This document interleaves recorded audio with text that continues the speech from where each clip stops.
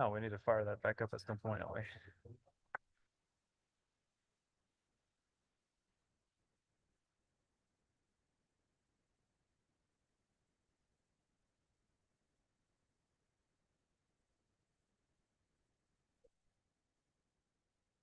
So you have a well and you have a raw water line that goes from the well to the treatment shed. And then those are transmission. Excuse me, sir. Um, but so yeah, you have raw water and then you have potable water.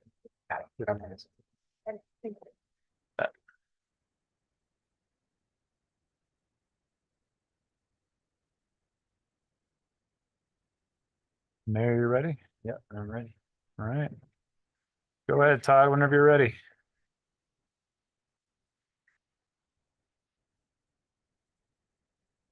Uh, Good afternoon, um, trustees. Thanks for having us here. We appreciate having an opportunity to come by every so often and say hi and provide an update. So we are glad to be here to provide an update on St. Louis Landing. Got a fairly full agenda for us this afternoon, but I want to start off with where we are in terms of the summary schedule, work or progress to date. Talk about a few of the potential programmatic changes that the board or the planning commission had previously asked about. So we have your answers to that, some of which we've already talked about on other meetings, but I wanted to bring them all together and make sure that they're closed. Then we would like to talk about some of the financial progress, where we are in terms of funding, cost to date, talk briefly about maybe before we get to that, but the release of the next piece of work for infrastructure and utilities that we were planning to release Big Valley on by the end of this week. So they can get materials ordered, get that stuff here and get ready to keep working.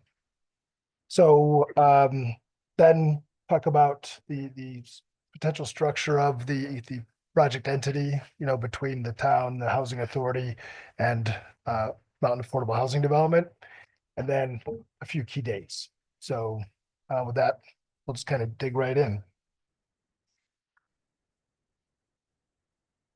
In terms of the summary schedule,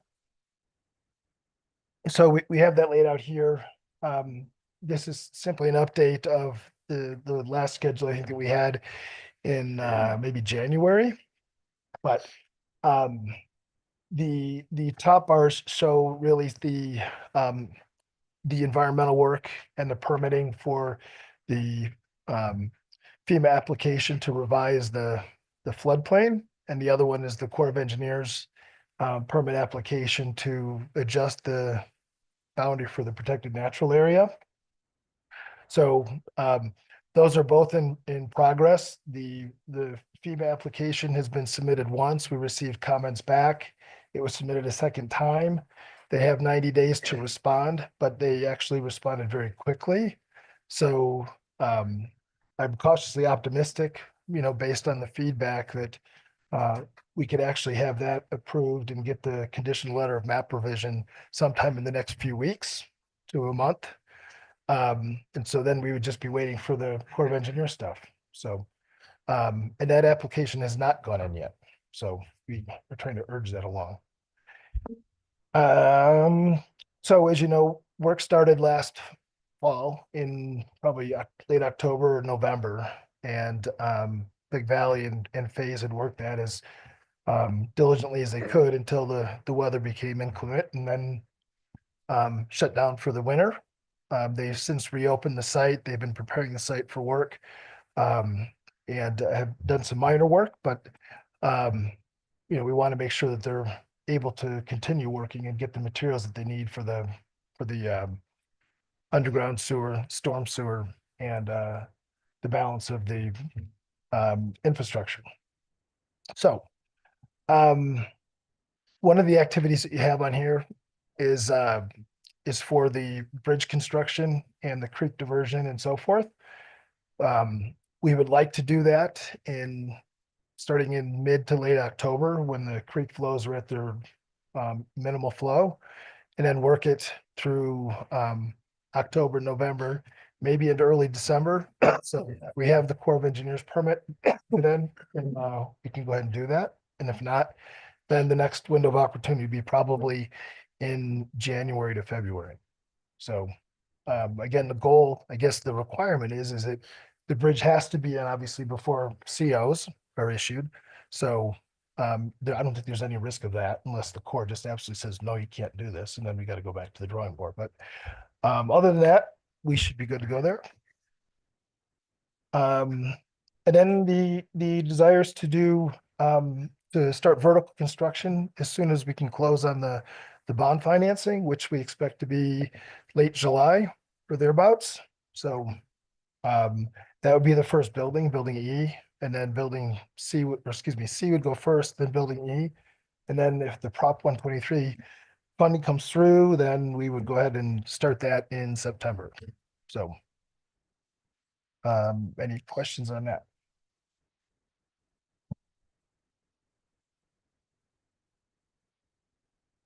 I guess one other point that um, we're planning on each building taking about 18 to 20 months. We have 20 months in the summary schedule. Big Valley thinks they can do it 18, so don't want to throw anybody under the bus, but we're planning for 20. So we'll see how that goes. Um, anyways, to date, we have issued a limited notice to proceed to Big Valley for the utilities and infrastructure of 1.075.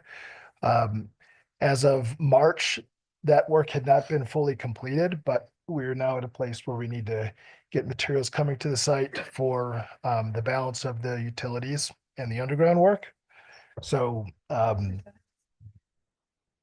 of what's been, so yes, 60% approximately. Um, well, no, it's not, but it's, yeah. But I think we anticipate that what's currently released will be complete um, by mid-May. But we still need to get materials coming to the site before that, so, yeah. Um, there's been two changes so far. One is, and not for very much, for less than 20,000 for the two of them. But one of them was for increased bond coverage to go from 100% for the to 120%, which is what's required by the development improvement agreement. Um, the initial budget that Big Valley had provided only had 100%, but it needed to be 120. So 120 is what it is. And then there was some additional work associated with lowering the raw water line to go under the potable water line. So those are the two that we have. So work that's been completed, done grading, earthwork, site mobilization, the fencing is around for security. We've done a fair bit of soil import and screening. And then we've had raw water line put in, fire hydrants, some of the potable water and some of the sanitary sewer. So that's what's been done so far. And I guess erosion control too. In terms of near-term activities, these are really the activities that have either started or are forecast to start here shortly. Some of them are administrative activities in terms of working with Big Valley to establish the guaranteed maximum price for the vertical construction. Some of it, which is to get final pricing on the revised utilities and infrastructure drawing. But we are working that now. Big Valley had obtained their bids. All right.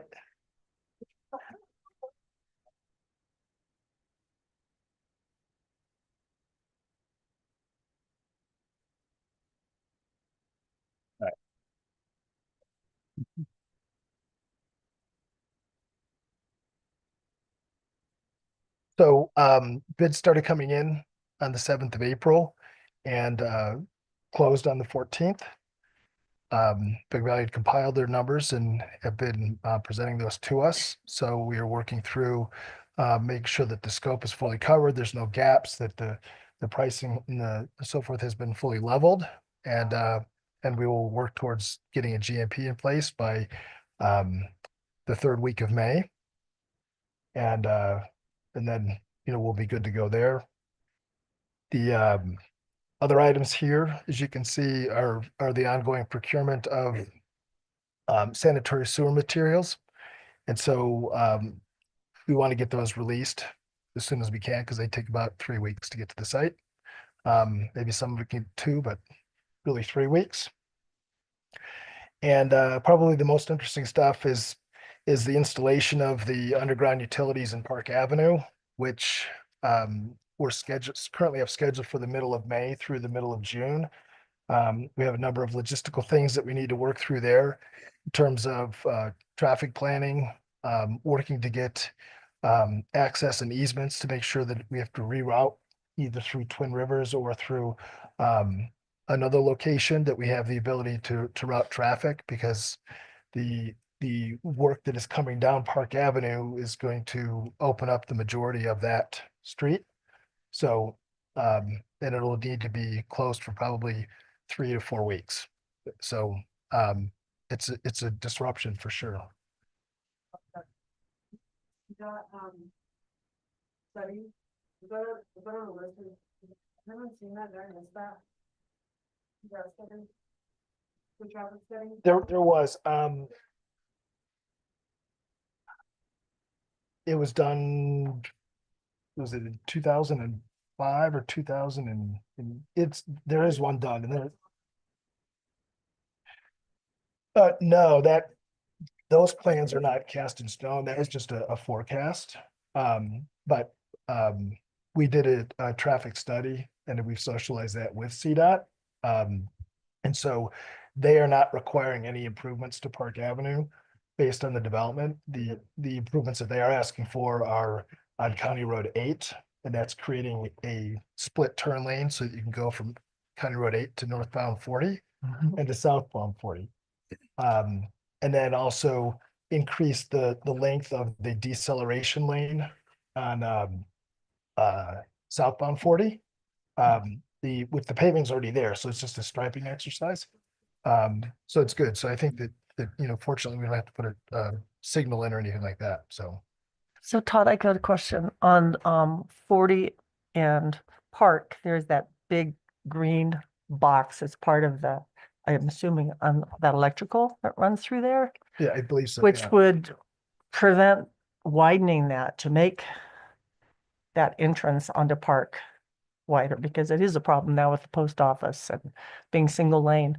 When you guys go to do this work, is there any chance that they'll be moving that Yes, to widen that space? Because I'd put that on your radar. it is. And Good. currently the plans call for, there's a power pole that's there. Mhm. That is being removed. Right. And then the electrical from the prior pole to the north will go underground, come over to Park Avenue and stay underground down Park Avenue. And then it'll pop back up closer to the end where the entrance is to the Okay. condos. Yeah.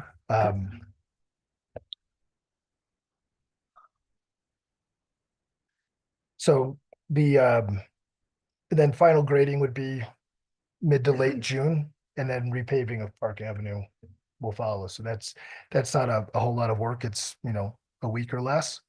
But the underground it's going to take some time. And then starting in early June, start demolition of the existing utilities, and then complete the installation of the storm drain. So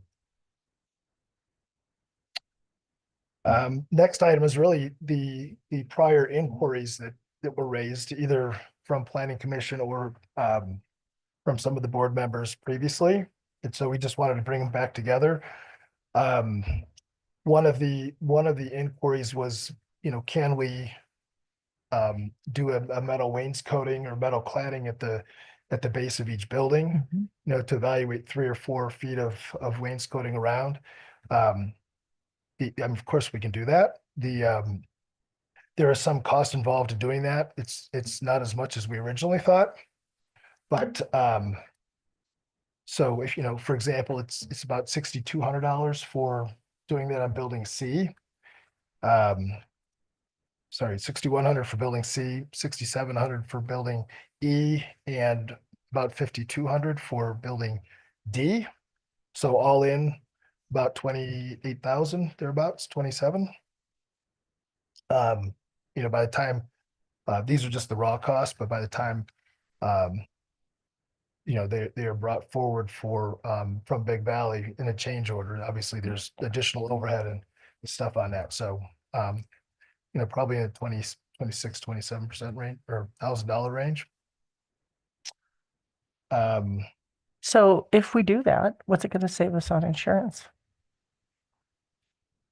I would imagine there would be a savings. In addition to the snow damage being against the sides of the building. Mhm. Yeah, that's not that much of an increase, I don't think, for that kind of prevention and potential for keeping our prices down, so. So, So is that? So they're looking for a Is decision. that- What do you want to do, 3 feet or 4 feet? You know, I think you probably want to budget for the 4 and your topography is going to change, so you're going to have to place one end of the building, it might be 4, and one end it might be 3. is there a standard height for those, or they come in 3 3 or and 4? 4, yeah. Okay. I mean, we'd also do buildings where it's more than that because of the slope of the Yeah. site. Yeah. So it may only be 3 or 4 in front, but by the time you have the backside of the house Yeah. or building exposed, you have a full story of it back there. Like you say, with the depth of our snow in the wintertime. They have that for protection. So are the windows set at 8 feet? The top of them, Mm-hmm. I don't think they're that high.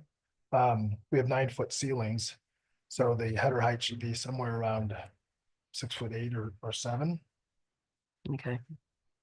So, I mean, in theory, it's nice that everything lines up, but I think having a higher thing is probably more important than architectural percent. What you may have been wanting is what is the sill height for the window? Well, yeah, So if it to started, and I'm bring the- figuring 4 feet, and the Yeah. windows are 4 feet, that start at 8, 4 feet would work. Yeah, well, the windows actually start around 4 on the first floor, so, and I thought you asked about the header height, Yeah, which is the well, top of the window, Yeah, so. start and then 4, start at 8, you got a 4-foot window. The sale's 4 feet, the Yes, metal's 4 feet, everything lines up. correct, yeah, and that's generally what we do is to line it up with the bottom of the windows. It sounds like everybody is for that. Mhm. Great. Wainscot. Okay. Okay. And 4 feet, Yeah. or between 3 and 4 to the bottom of the windows. Right. Probably the best Right, thing. right. Yeah. But order the 4-foot, I guess. Next item was vinyl plank flooring. There was a question about, could we do vinyl plank flooring in the bedrooms? And, we endeavored to look into that. Naturally, you can do that. It depends on the quality of the vinyl flooring that you use, whether it's about the same as the carpet or more.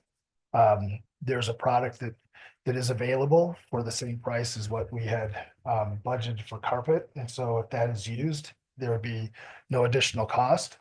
And that material, it's actually attractive. It's just a matter of durability, right? So that would be a 6-inch by 47-inch long plank.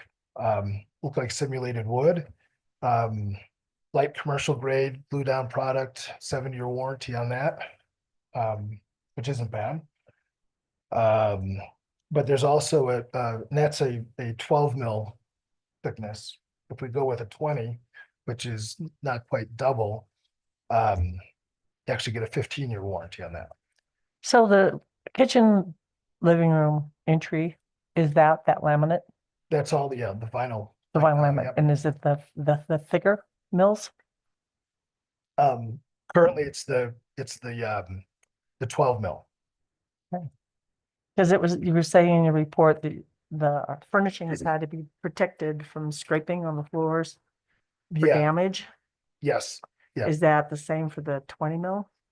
They are more durable. They have a thicker wearing surface. Yeah. So they're not as susceptible to scratching or denting. So But- the cost overrun is if you do the whole thing with the upgrade. So it's not just the bedrooms. Well, it would be the bedrooms is what we've priced. Because So you're gonna have to upgrade the main living spaces as well. if the thicker product is desired, yes, Yeah. And so that's an additional cost. it would be, yes. So, the replacement on that 12 mil, you figure if it has a 7-year warranty, it sounds like if it gets all scraped up, that sort of thing. It might be about the same as carpet. Carpet's a lot easier to replace in terms of being just in the bedrooms. So, It's the same. And it's a 7-year commercial warranty, I believe. Yeah. Like residential use should be less. I would. but it's have to glued imagine down. there's- It's not the same. It's glued down. There's probably a 14 mil and a 16 mil and an 18, products as well. You're giving us 12 and 20, but I imagine there's a gamut within there. They're through different manufacturers. I- Yeah, so I mean, we've spec'd the shop because it works. Mhm. We've used it on other projects. So There we- is a soundproofing membrane, I'm assuming underneath. I'll let. Yes. That makes sense, yeah, I just don't even want to think about it. Yeah, I don't either. Okay. Great. Get throw rugs. Everything else. I mean, probably the biggest risk for this is during move in and move out. Because once your beds are in place, for example, they're not going anywhere. Yeah. And if it's vinyl plank tile, there's still a pretty high likeliness that somebody's gonna come in and want to put a throw rug or something under the bed anyways. Which would cover the feet of the bed. Mhm. So, I don't think we live in the land of high heels up here, but we do live in the land of ski boots, incredible. and that could create some problems. So, So do you have an idea of how much more if you went 20 mil across the whole buildings? I mean, that would be that would be way more than 25,000 per building, right? Yeah, I don't know off the top of my head, but I can certainly get that to you very quickly. Kind of leaning towards the 12 mil, just to add that to the bedrooms, if that's what's going in the rest of the Yeah, place. if we find out that we have to replace it in 5 or 10 years, then 20 mil is still an option at that time. Right, exactly. Do you guys want to consider like the high traffic areas, like the public hallways and stuff for the higher grade? Is there a consideration for that already? I don't know off the top of my head. I Okay, think we should. Yep, I think you're right. You're right. Sure. Thought you Little said that. short. Mhm. yeah, Well, they're a little slicker, like you say, ski boots, people walking in and out. Quieter. Carpet would be quieter in the hallways. Mhm. Yeah, okay, Yeah, like I 12 say mil. stick with the commercial. I think the commercial grade carpet in the hallways. yep. And Real 12 mil. short. Durable. Hard for foodies to hide in. So you're thinking carpet squares? Is that what you said? Yeah, That's in the hallway. Okay. That makes sense. cool. So, 12 mil in the bedrooms. Across the whole- awesome. Last item. Well, yeah, I mean, across the whole thing. Yeah, it's Um, already. There was also some discussion around whether or not to put washers and dryers in building C. Yeah. And so obviously we talked about that back in January. Some other folks had also provided some input from the room, and the consensus was that we really didn't want to put those in. It's from a property management standpoint and a risk, we don't think it's worthwhile to do that.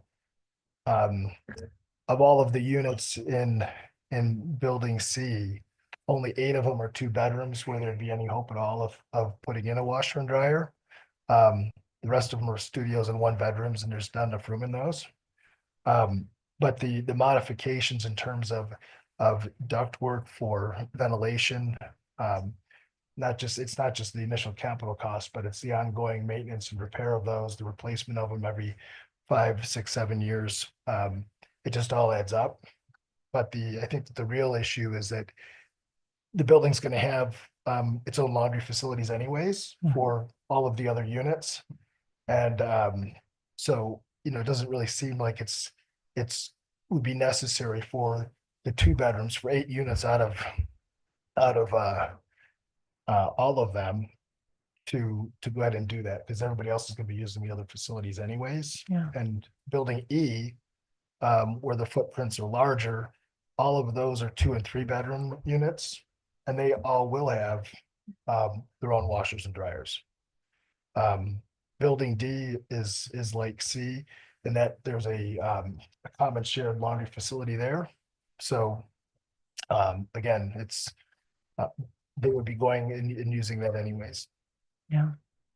So Yeah, so, just out of curiosity, what are you anticipating in terms of the numbers of washers and dryers? The number of washers and dryers in building E or C? for the shared, Yeah, the shared facility. it's probably in the 5 or 6 range. Okay, I think based on the numbers for building D, we needed 3 to 4. Okay. And so I think we put 5 in there. So we probably need 5 or 6 in building C because there's more units. all right. So. Yeah.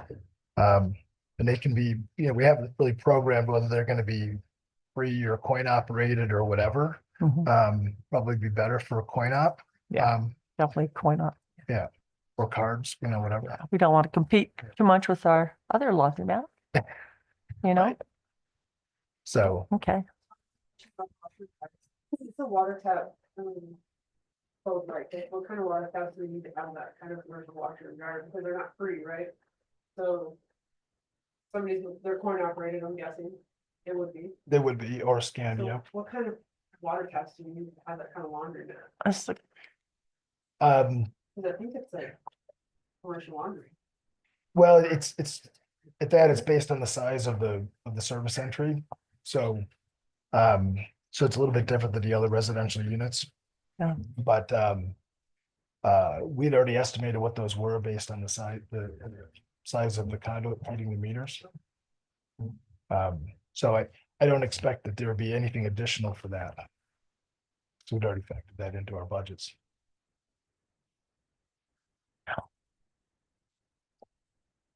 I just really, again, was against my, I know, so. I mean, it just is really upsetting to think that you've moved into a place and it's this day and age and you don't have a washer and dryer. It's Yeah. like, go down the hall to the toilet. Yeah. I don't get it. but they don't have to go down the hall to a toilet. Well, that could be. They will have a toilet. It just, And they'll have their own kitchen. yeah. Anyway, It's a stepping stone. yep, Yeah. I get it. I It'll be think a that's quick good. step. I mean, They'll be in and Especially out. the two, the one that we have geared up for families, planning on families being there, will have a washer dryer in the unit. Yeah. And they're probably the ones that need it the most. 3 bedrooms. Kids and dirty clothes, and we don't have Roommates to go and. into the details.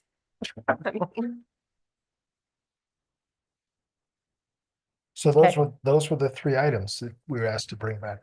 Thank you. Okay, Matt? Any discussion?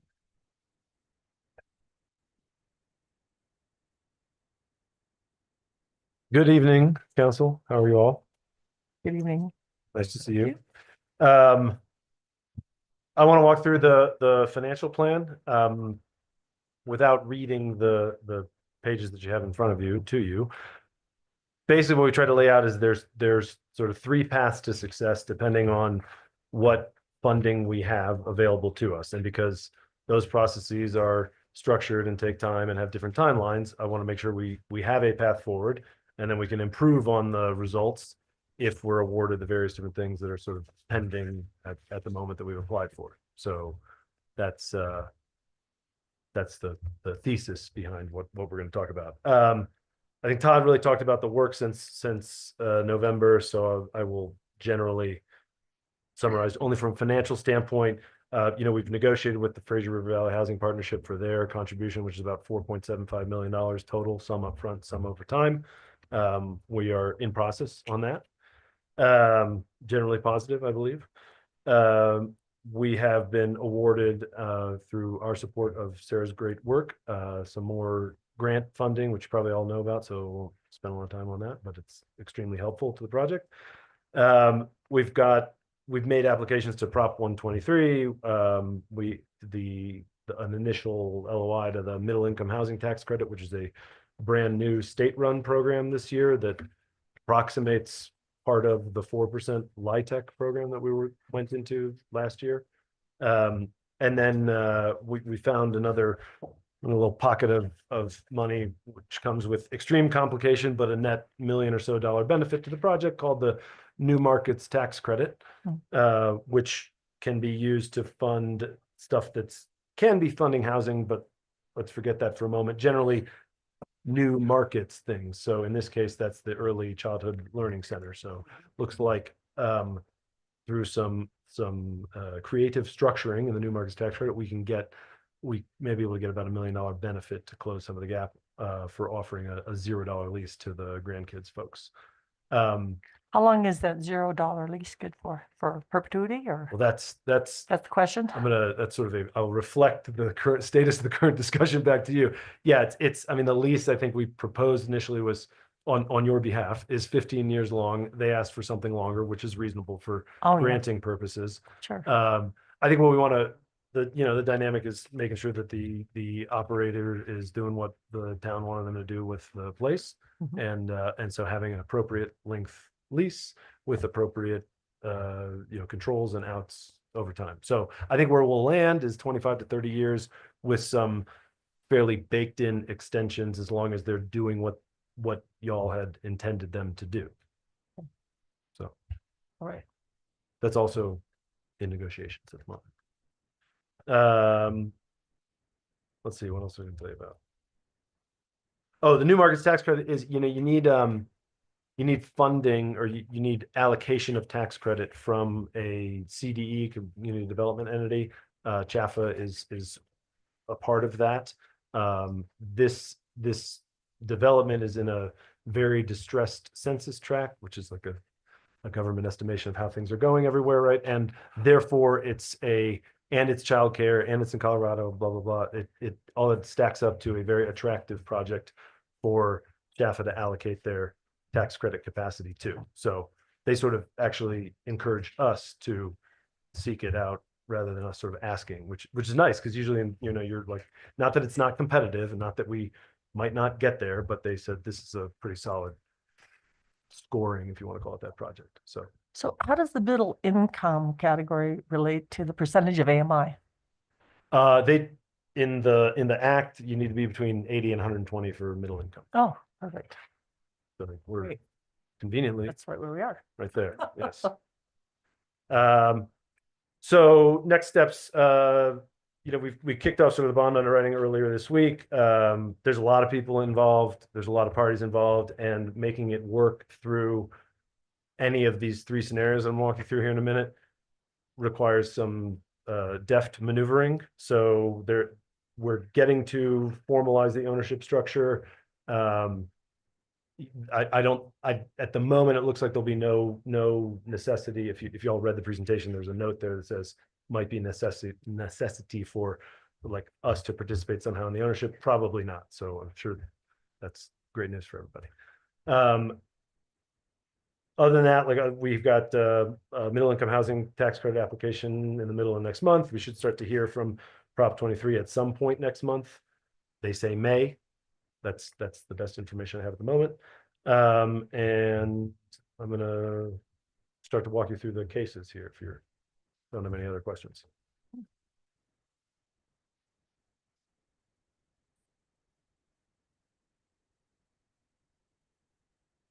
Okay. since the point is to build a project here, I believe for most of us, the status quo is what we've got now. What we think we can get done with the funding the town's committed, the funding that's been awarded by the state, in the form of grants, et cetera, the availability and the current conditions in the market, which by the way are changing hour by hour and day by day, as I'm sure everybody knows. Don't need a dissertation on that. And that's in the bond market. Participation of CHAFA in the middle income access program, which is sort of subordinated piece of debt. And then we have a remaining gap to fill because as the projects continue to develop and the conversation with grandkids has continued to develop, we sort of decided to take the difficulty of fulfilling the cost of a lease for a early childhood educational facility back on the project, since ultimately it's part of what gets the project built and easier to handle under one roof rather than sort of including that in the negotiation. So we have a bit of a hole to fill there. If you're just reading down the page, status quo is 2 buildings, C and E, as we've been talking about, 94 units, AMI is about 102%. Bond issuance is about $30 million. The remaining gap is about $3.5 million. About $1 million of that we can close with this new markets tax credit. Again, assuming that it's awarded and all the necessary caveats there, but we're pursuing that. The rest of that, I think we need to kind of walk around the county to the constituents that are going to be served by that 75 child care facility or child education facility, and you know, open the hat, as you would say, I guess, pass the hat. Which we're going to have a strategy here and go work on shortly hereafter. But that takes us through to getting to a funded construction budget without any real anything that we're applying to that we're waiting for that we don't have much control over, right? This is generally in our control to execute, like our means everybody in the room, control to execute on. So if we want to build a project the way we've been talking about it for 2.5 years, this is a path forward, status quo. Okay, opportunities. We're applying middle of next month to the middle income housing tax credit.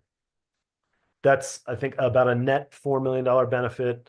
If anybody wants to walk through tax credit finance, we can do that in detail or at high level. But in general, the project is awarded a tax credit by the state for being an affordable house in exchange for signing up to a long-term deed restriction for the property.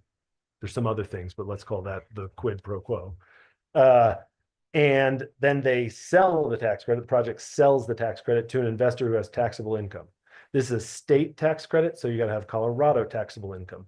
So that shrinks the pool of people that buy it, from whatever the population of the US is, 400 million to 5 million here. So a little more competitive. One of the things we really need to work on ahead of time, which we're actively working on, is finding and agreeing with a tax credit buyer. I think when you do LIHTC, it's assumed that there's capacity out there for you. Here we need to actually kind of find the buyer ahead of time. So we're working hard on that. We're working with SB Clark again on this, so they are obviously familiar with the project because they've worked with us on the LIHTC stuff. What will that do for us if we're able to get that award? Which, by the way, will be in probably June-ish timeframe. Still 2 buildings, still 94 units, so C and E.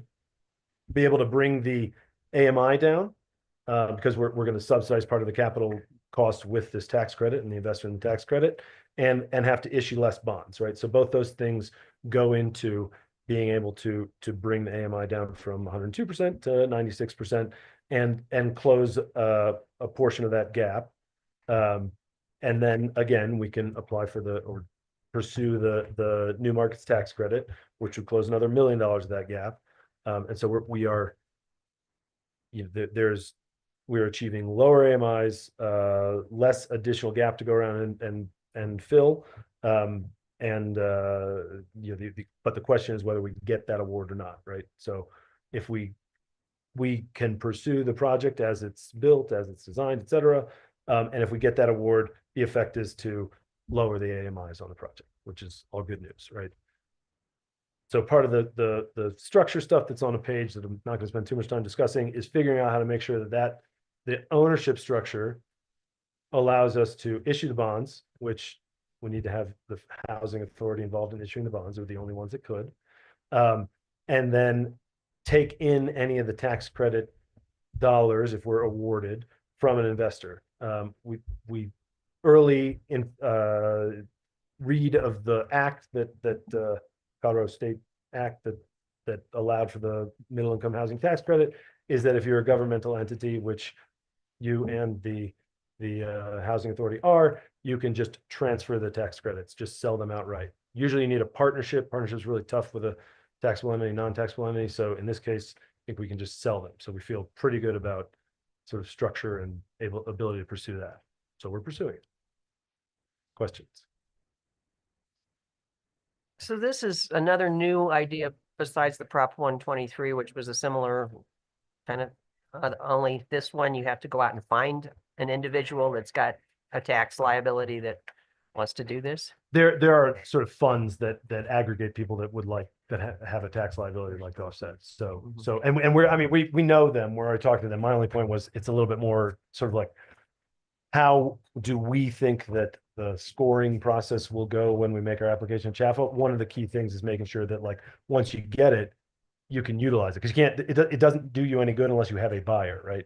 So all I'm saying is, whereas in LIHTC, it's sort of everybody assumes that there's a buyer for it. Here, we're gonna make sure that everybody knows that we've got somebody lined up ahead of time. So if we kept the same bond amount and found the buyer, could you drop the AMIs? Not, yes, in theory, the balance for that is that when the AMI comes down, the bond amount has to come down because the revenues come down. So there's a yes in there to that question. I'm I mean, it's Yes. just moving around. That's good. I do have a question. So in the middle income housing option, it looks like $4 million of additional funding, but the gap only decreases by 2. Well, I didn't want to let off the hook any of the other entities that might participate in the project by showing no gap, right? I got to continue to show a gap. Okay. I got my eye on a few. The next option accentuates that a little further. Yes. And just to be clear, the gap doesn't show the new market tax credit. So, the gap in the middle income tax credit is really, in theory, $500,000 because we think we're going to get the new market tax credit. But again, it's a thing that we have to go get that's somewhat out of our control. So didn't want to include that in sort of the analysis for you. Okay. And then third opportunity, or I guess second opportunity, third path, is we made an application last month to Prop 123 equity. We applied for $12.9 million, which is a large ask. We had some advice and some theory that it's either good to be big and effective in delivering what the program wants to deliver, which is middle income affordable housing, particularly in rural places with childcare, et cetera. So we check a lot of the boxes, or be small and fill a gap when they get done, allocating and they have a little bit left. So we went kind of small last year, didn't get anything, but the opposite of this year. Also, it started to make sense because, we weren't awarded for building D in the LIHTC. We'd really like to bring those units online and have, over 100 units in the building. It makes better sense for the amount of infrastructure that has to be developed, et cetera. So we went for a bigger ask for that. So if we were awarded that, and that's by itself, so that's not inclusive of the middle income housing tax credit. Like these are choose your own adventure. You can, in theory, add them to one another. One or the other. It's not. They're not exclusive? We don't think that there's. If anybody from Chaffa's listening, we don't think they're exclusive, and we'd love to get both of them. Yeah. But I'm presenting them as separate options. Gotcha. So, cool. The Prop 123 ask would allow us to build Building D as well as C and E, so 129 units. You have to be at 90% AMI. in order to qualify for that. So I think we're, you know, in the pro forma, we're actually at 89.9, but I didn't want to get anyone wed to something under 90, so I put 90 in the presentation. There's a little bit more revenue because we got more units, so we're able to issue a little bit more bonds. Generally, the gap is pretty much closed. That's it. We'll find out in May if we get invited to underwriting.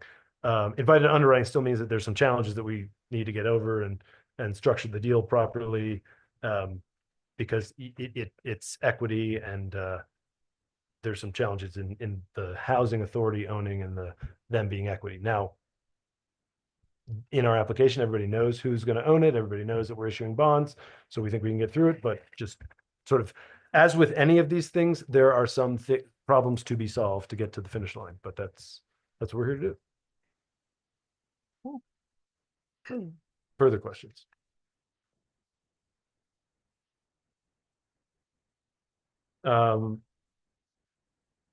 This structure page, I would say, was accurate as of the day we printed it, and is probably inaccurate already by now. It's going to continue to change as we try to figure out how to fit those three processes into some of the constraints around grants, around who can issue the bond, and what the ownership structures can look like. So we could probably at some point do a whole workshop on what the ownership structure looks like, or just issue you kind of a memo, probably from a lawyer, that explains what it is and what the effects are. So unless anyone has specific questions, this is just a pretty picture that I worked on with a lot of colors and boxes on it. Keep it rolling. Okay.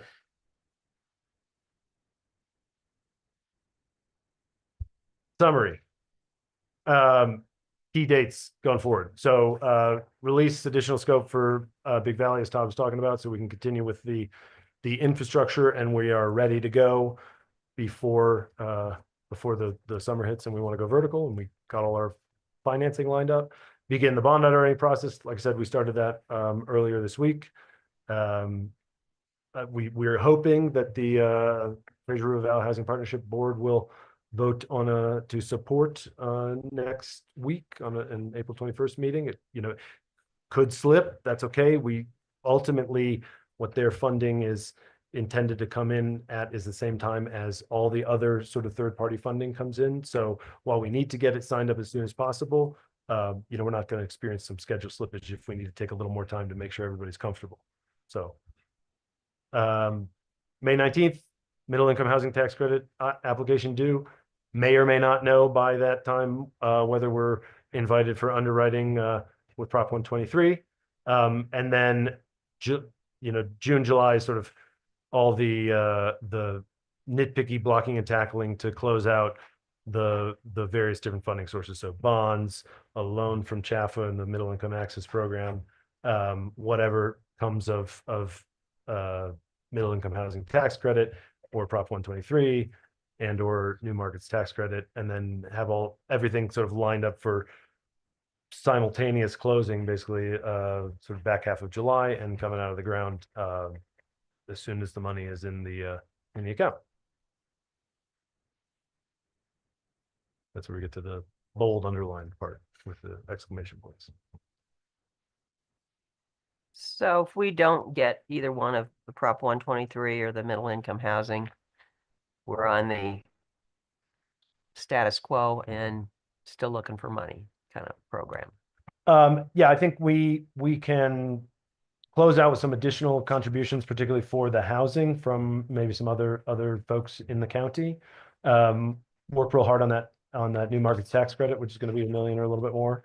And that will get us quite close. And then, I mean, I think we need to see also what tariffs, interest rates, et cetera, actually have happened. Like that, you could imagine a scenario where if we're buying the trees from China, all of a sudden the $3.5 million gap looks small compared to what the cost of building. We're not buying any wood from China. I was just sort of being facetious. There's a lot of things that are out of our control, which we will have to address as they come up and as they change the facts and circumstances of the project. So is any of this CHAPA money or the middle income, is that predicated on any federal money? Or is that just all state funding? that's my. I'm sure there are some things that are predicated on federal money. The CHAF is the Colorado Housing Finance Authority. Their LIHTC allocations are based on federal allocation of tax credit. I think their private activity bonds are also in some way influenced by that. I think the stuff that we have, with the exception of one of the grants, is all state-based. So we should be Better shape. avoiding, getting doged or whatever. Hopefully, please. Yes. Any other questions, guys? It's a good presentation. Thanks, guys. Thank you. Anyone in the audience have any questions? We have How about Big 8 Valley? minutes. Do you have anything to say? The guys on the ground? Helping it to keep moving. Okay. So at this point, somebody come up here. I want to talk to Big Valley. Get on up that microphone. Yes. Uh-huh. So tell us where you're at. And at this point, so you need to go ahead to move ahead. That's releasing some funds from the town, I assume. Yeah, I can't speak for where it is between Matt and the Okay. town, but yeah, we're at a point where we need a release on ordering some storm pipe.